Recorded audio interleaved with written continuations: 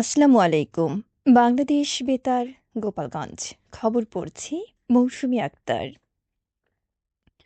নড়াইল জেলা হাসপাতাল গতকাল দুপুরে পরিদর্শন করেছেন নড়াইল-১ আসনের সংসদ সদস্য আলহাজ বিশ্বাস জাহাঙ্গীর আলম এবং নড়াইল-২ আসনের সংসদ সদস্য মোহাম্মদ আতাউর রহমান বাচ্চু।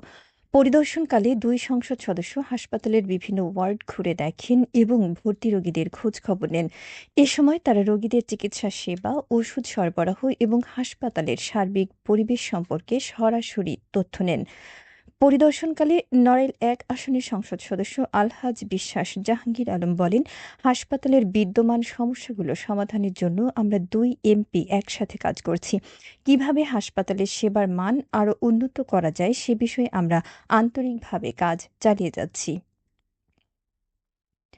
অপরদিকে নড়াইল-২ আসনের সংসদ সদস্য মোহাম্মদ আতাউর রহমান বাচ্চু বলেন, হাসপাতালের ডাক্তার ও স্টাফ সংকট দীর্ঘদিনের সমস্যা। আমরা ইতোমধ্যে বিষয়টি নিয়ে কাজ শুরু করেছি।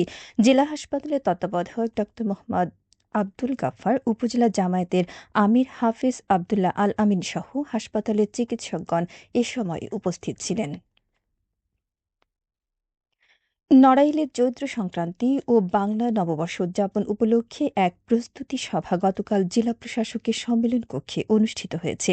সভায় জেলা শিল্পকলা একাডেমি ও নড়াইল সরকারি ভিক্টোরিয়া কলেজের সুলতান মঞ্চ চত্বরে চৈত্র সংক্রান্তির অনুষ্ঠান, প্রভাতী সঙ্গীত, মঙ্গল প্রদীপ প্রজ্বলন, শোভাযাত্রা, কবিতা আবৃত্তি ও চিত্রাঙ্কন প্রতিযোগিতা, বৈশাখী মেলা, আলোচনা সভা ও সাংস্কৃতিক অনুষ্ঠান সহ বিভিন্ন অনুষ্ঠান আয়োজনের সিদ্ধান্ত গৃহীত হয়।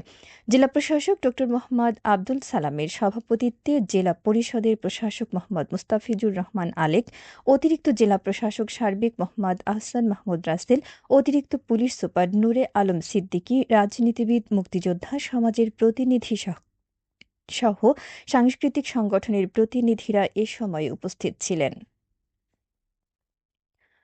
গোপালগঞ্জে প্রতিবন্ধী সেবা ও সাহায্য কেন্দ্রের ১৯ জন প্রতিবন্ধীর মাঝে হুইলচেয়ার সহ বিভিন্ন উপকরণ বিতরণ করা হয়েছে। গতকাল দুপুরে জেলা প্রশাসকের কার্যালয় চত্বরে প্রধান অতিথি হিসেবে এসব উপকরণ বিতরণ করেন জেলা প্রশাসক মোহাম্মদ আরিফুজ্জামান। উপকরণসমূহ হল ১৩টি হুইলচেয়ার, একটি ট্রাইসাইকেল ও ৫টি কানে শোনার মেশিন। প্রতিবন্ধী সেবা ও সাহায্য কেন্দ্রে কনসালটেন্ট ডাক্তার মোহাম্মদ আনিসুজ্জামান, অতিরিক্ত জেলা প্রশাসক সার্বিক এস তারেক সুলতান, সহকারী কমিশনার মোহাম্মদ রিহাব ইনাম সহ প্রতিবন্ধী পরিবারের সদস্যরা এ সময় উপস্থিত ছিলেন।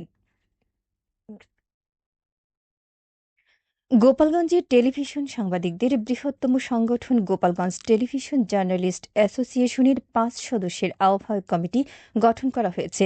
গতকাল রাতে জেলা শহরের অস্থায়ী কার্যালয়ে এ কমিটি গঠন করা হয়। কমিটিতে আহ্বায়ক করা হয়েছে যমুনা টেলিভিশনের senior staff reporter Mozammel Hossain Munna ও সদস্য সচিব করা হয়েছে গাজী টিভির বিএম জুবায়ের হোসেনকে। কমিটির অন্য সদস্যরা হলেন ইন্ডিপেন্ডেন্ট টেলিভিশনের প্রসূন মণ্ডল, চ্যানেল 24 টিভির বাদল সাহা ও ৭১ টিভির আজিজুর রহমান রানী। এই আহ্বায়ক কমিটির নতুন সদস্য অন্তর্ভুক্ত ভোটার তালিকা হালনাগাদ করে একটি অবাধ ও নিরপেক্ষ নির্বাচন অনুষ্ঠানে নির্বাচন কমিশনার নিয়োগ করবেন। এছাড়া জেলার টেলিভিশন সাংবাদিকদের পেশাগত মর্যাদা রক্ষা, সাংবাদিকতার মনোনয়ন এবং একটি শক্তিশালী সাংগঠনিক কাঠামো গড়ে তোলার জন্য কাজ করবেন। নবগঠিত এ কমিটিকে জেলার বিভিন্ন সাংবাদিক সংগঠন ও গণমাধ্যম কর্মীরা স্বাগত জানিয়েছেন। তারা আশা প্রকাশ করেছেন এই উদ্যোগে গোপালগঞ্জ টেলিভিশন সাংবাদিকতার মনোনয়নে গুরুত্বপূর্ণ ভূমিকা রাখবে। সারা দেশের ন্যায় ফরিদপুরে ক্রমেই বেড়ে চলেছে হামের উপসর্গের রোগীর সংখ্যা। এছাড়া ফরিদপুর মেডিকেল কলেজ হাসপাতালে চিকিৎসাধীন অবস্থায় রহিমা নামের ৭ মাস বয়সী এক শিশুর মৃত্যু হয়েছে। হাম আক্রান্ত উপসর্গের রোগীর সংখ্যা বৃদ্ধি পাওয়ায় ফরিদপুর মেডিকেল কলেজ হাসপাতালে আইসোলেশন ওয়ার্ড খোলা হয়েছে। জেলা স্বাস্থ্য বিভাগের তথ্য মতে এ পর্যন্ত ৬৫ জন রোগী জেলার সরকারি হাসপাতালগুলোতে হামের চিকিৎসা নিয়েছেন। গত এক সপ্তাহে সরকারি হাসপাতালে ভর্তি হয়েছে ৩০ জন। ফরিদপুরের civil surgeon doctor Mahmudul Hasan জানান, হামের উপসর্গ নিয়ে গত সপ্তাহে ফরিদপুরের বিভিন্ন হাসপাতালে ৩০ জন রোগী ভর্তি হয়েছে, যাদের ২৬ জন এখনও হাসপাতালে ভর্তি রয়েছে। এর মধ্যে গত ২৪ ঘণ্টায় ভর্তি হয়েছে ৯ জন আর মারা গেছে ১ জন। এবারে কৃষি সংবাদ।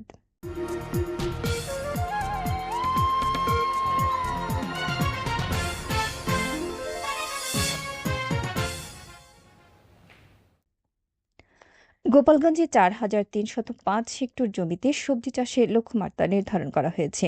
জেলা কৃষি বিভাগ জানিয়েছে, জেলায় এবছর হেক্টর প্রতি ২২ মেট্রিক টন হিসেবে ৯৪,৭১০ মেট্রিক টন সবজি উৎপাদনের লক্ষ্যমাত্রা নির্ধারণ করা হয়েছে। সবশেষে আবহাওয়া।